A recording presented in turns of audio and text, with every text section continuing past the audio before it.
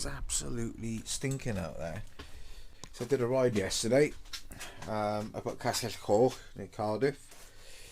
Took this Rocky Mountain altitude out, and I noticed this. Let me show you the speed on the dropper post.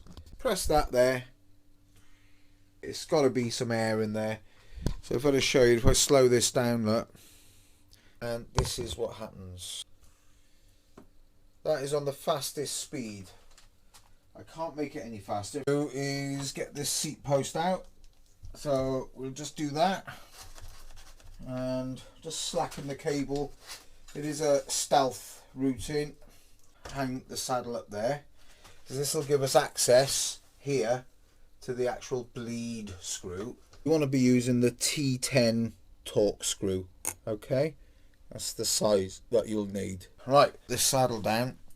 You see, it won't actually go down. To try and resolve the dropper problem, get some clear vinyl gloves. I'll be using this red fluid, Reverb fluid, which isn't kind to the skin. You'll need to get 2 syringes in order to push and pull that fluid through. So a roll to clean up any gunk on that.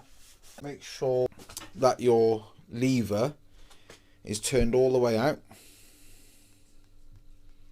so it's like on the slowest setting. We'll undo this one first so that we can get our syringe on there. Make sure you don't drop that little screw, a little grub screw there. Put it somewhere safe. Okay, that'll give us access to here. You want to make sure this is as level as possible. Obviously you can loosen this off as well, make sure it's level. And then what I'll do is get the fluid into that one as well. Personally, I prefer vinyl gloves to latex, but it doesn't matter, whatever. Protects you from that hydraulic reverb fluid. I'm going to fill your syringe about 3/4 full. And drop this in there and fill this up. So that's 3/4 full. So what we do is make sure that we remove the air that's out of that syringe. Just push it up so there's no air in it, look, and the fluid is all the way through the tube as well. Right, now I'll put the syringe, just screw it into the remote, and that can just sit there until we get onto the next part on the dropper. T10 torque will remove the bleed screw from the post. Very careful not to drop the little grub screw. There we go, that's how small it is. So it's a tiny little thing. We'll put it with the other. There we go. This exposes the hole here in the seat post. So we'll now attach the other syringe. This is the empty syringe. Make sure it's all tightened up. We attach that to the bottom of the dropper post. It should look like that. So the empty one on the dropper, and the full one with no air in it, just the fluid attaching to the lever.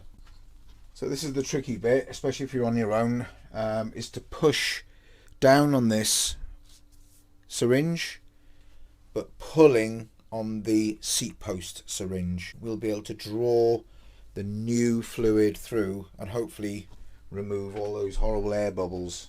So I'm gonna start pushing down here and pulling on this one, so you can see that fluid is coming through, look. So once we've pushed fluid and pulled it through the seat post, I'm now going to go the opposite way and push from the seat post syringe and pull on the handlebar remote lever. So this is a bit easier for me, and I can see air bubbles coming through. What you don't want to do is push the fluid all the way down to the end of the syringe, because that way we'll just end up pushing more air in there. So just keep flushing it back and forwards. Make sure that these stay tight, the connections, and we'll go back the other way now. You stop seeing bubbles coming through, that is when it's done, really. So even after tapping the cable, I've now got no air bubbles coming through. I'm going to do one more pass. So I'll just remove this syringe from the seat post. Glove off for this. I don't want to drop that little grub screw. Ready to go into the seat post side of things. Put the syringe to one side. Do not want to drop that. Hence I've just taken the glove off my hand. And then I'll get my T10 torque and just tighten that up.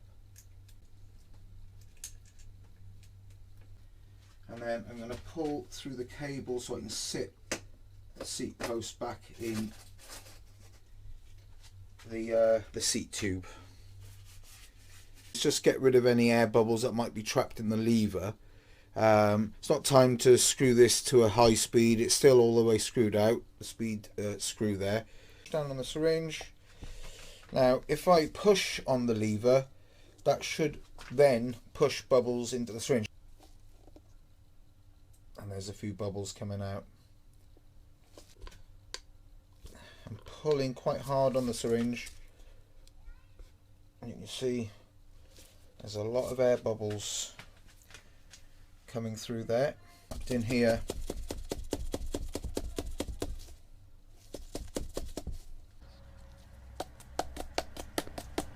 the lever is pushed all the way in. Now I'm going to press down on this syringe and that'll pop out. We'll see this now. There we go. It's fully extended now. Just wipe that away because we do not want to drop the little grub screw. Otherwise you'll have to spend an hour looking for that.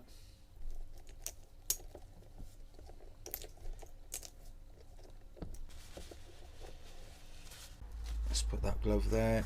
Put my tools. Turn the speed up and we'll give it a test. Alright, let's push this down.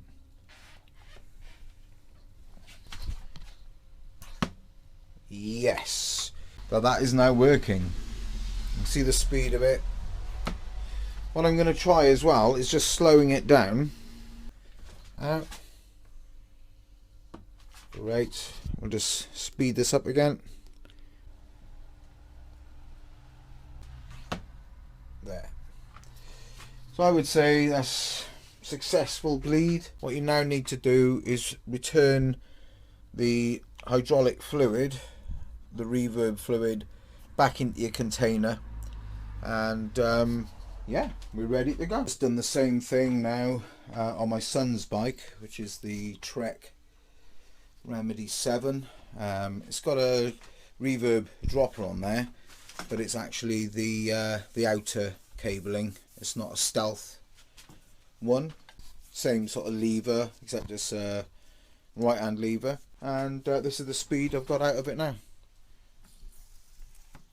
It's not super quick. It is an older reverb, so it could be that the shaft is possibly a little bit bent.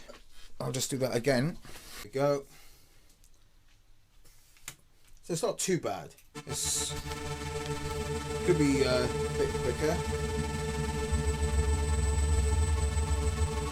Let's do it again. So yeah, there we go. See you on the next one in the bike room. Yeah.